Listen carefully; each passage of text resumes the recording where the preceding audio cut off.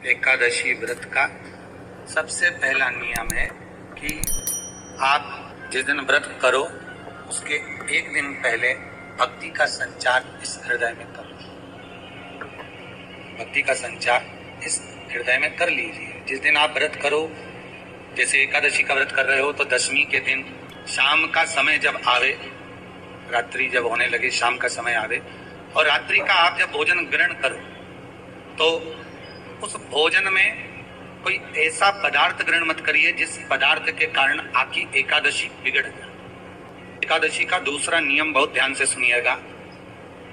जिस दिन आपकी एकादशी का व्रत हो उस दिन प्रयास करिएगा कि अपने हाथ से किसी भी वृक्ष की कोई पत्ती टूटे ना। अपने हाथ से किसी भी वृक्ष की, पौधे की, किसी भी वृक्ष की पत्ती अपने हाथ से ना टूटे। यहाँ पर तीसरे नंबर का जो, चौथे नंबर का जो उपाय बताया है, उपवास करने का जो नियम बताया, उसमें वर्णन किया। एकादशी के दिन अगर आपका व्रत है तो आप भूलवश भी डब्बे में रखी हुई रोटी गाय को ना देते हुए कुछ थोड़ा सा फल, फलहार, कोई केला, कोई सेब, जो आप खाते हो, अंगूर, पपीता, जो आप ग्रहण कर रहे हो उसका थोड़ा सा भाग आप गाय को प्रदान करो। पांचवा वर्णन किया चतुर्थ भाव में, बन सके जितना एकादशी के दिन भगवान का ओम नमो भगवते वासुदेवाय का जाप करें या अपने गुरु मंत्र का स्मरण करें, चाहे जो मंत्र आपके हृदय में समाहित हो। श्री शिवाय नमस्तुभ्यम, ओम नमः शिवाय, राम कृष्ण शिव, जो मन पड़े उसका भजन करें, पर दिल से करें। जितनी देर करके बने उतना देर। माला पकड़ने की भी जरूरत नहीं कि माला पकड़ के बैठो, तो घट की जिब्या से जप लो, नहीं जी वही उतना में पूरा हो जाए, वही बहुत। पांचवा नियम कहा, जिस दिन आपका व्रत रहे किसी निंदक से बात न। निंदक जानते हो, कथा वर्णन कर रही है, निंदक से बात ना करें। मान लो किसी ने आकर आपको निंदा कर भी दी तो तुरंत सूर्य नारायण भगवान का दर्शन करें और 3 बार उनका दर्शन कर कर नेत्र बंद करें, तब जाकर वो निंदा जो अंदर गई है, अंदर पवित्रता प्रदान करेगी, तब जाकर एकादशी का व्रत लगेगा। पहले तो प्रयास करो, अगर जो निंदा करने आता है ना तो उसको उस दिन एकादशी वाले दिन दरवाजे पे लिख दो।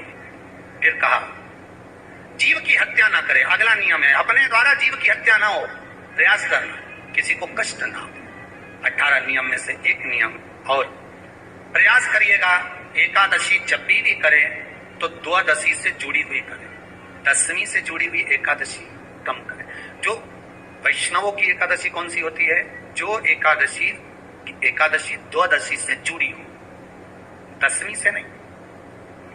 दशमी से जुड़ी हुई एकादशी व्रत कहलाती है और द्वादशी से जुड़ी हुई एकादशी पुण्य फल प्रदान कर कर वैष्णवों को भगवान के चरण में छोड़ आती है। इसलिए एकादशी द्वादशी से जुड़ी हुई होना, वैष्णव एकादशी। फिर अगला वर्णन किया गया, महाराज शास्त्र कहता है, अगला वर्णन जो किया गया उसमें बताया, प्रयास करें जिस दिन एकादशी हो उस दिन घर में बुआरी, झाड़ू आदि जो लगती है वो दूसरा लगाएं। क्यों? उसका वर्णन है, अगर आप बुआरी लगाएंगे, झाड़ू लगाएंगे, पोछा लगाएंगे तो हो सकता है कोई जीव आपके हाथ के द्वारा मर जाए। तभी एक बार ये कथा हमने काशी में कह दी थी।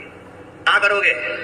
सारे व्रतों में केवल एक व्रत ऐसा होता है एकादशी का जिसका उद्यापन पहली एकादशी पर भी कर सकते हो। सारे उद्यापन में केवल एक उद्यापन ऐसा होता है, सारे व्रतों में एक व्रत का उद्यापन ऐसा होता है, वो है एकादशी का। ये जरूरी नहीं कि 26 पूरी होगी तभी तुम करोगे, या तो पहली में कर लो या फिर 26 पूरी हो तब कर। पर उद्यापन, अब तुमको ऐसा लगे कि हाँ मैं अभी तो जीऊंगी हो, अभी तुम्हारा बाल भी धोला नहीं हुआ, तुमको ऐसा लगे तो अभी तुम्हें तो बढ़िया, तो पहली पर करने से क्या फल मिलेगा? तो एकादशी की नियमावली कहती है, अगर मान लो आपने पहली एकादशी पर भी उद्यापन कर लिया, इसके बाद में जितनी एकादशी करोगे वो सारी तुम्हारे खाते में जुड़ती जाएगी। मतलब बैंक में खाता खोल, ठीक है, खाता खोल लिया, अब जितना कमाता जाओगा उसमें डालते जाओ, जितनी कमाई करके लाओगे उसमें जमा करते जाओ। एकादशी एक बार उद्यापन पहले में भी हो गया तो बाकी का पुण्य तुम्हारे खाते में आ जाए, उसका पुण्य। एकादशी का उद्यापन बड़े महीने में, माघ शुक्ल एकादशी के दिन, माघ का महीना हो, शुक्ल पक्ष की, जम के बोलिए एकादशी हो, प्रयास करना कि आप उद्यापन करें, भले 5, 10, 11, 12 जितनी एकादशी हो जाए, 26 हो जाए तो ज्यादा अच्छी है। नहीं तो आप करें तो माघ महीने की शुक्ल पक्ष की एकादशी के दिन आप उद्यापन करें। ये जो सावन भादो कुमार कार्तिक जो 4 महीना होते हैं भगवान के शयन करने के, इसके अंतर्गत एकादशी का उद्यापन नहीं होता और इसके अंतर्गत उद्यापन करना भी नहीं चाहिए। एकादशी का उद्यापन माघ महीने की शुक्ल पक्ष की एकादशी के दिन आप बहुत प्रेम से आनंद के साथ करिए महाराज।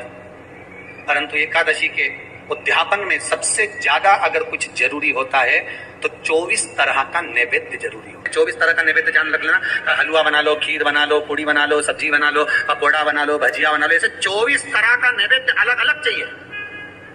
पर लोग क्या करते हैं, खोपरा पाक बनवा लेते हैं 1-2 किलो और 24 जगह रख देते हैं। स्वीकृत नहीं है।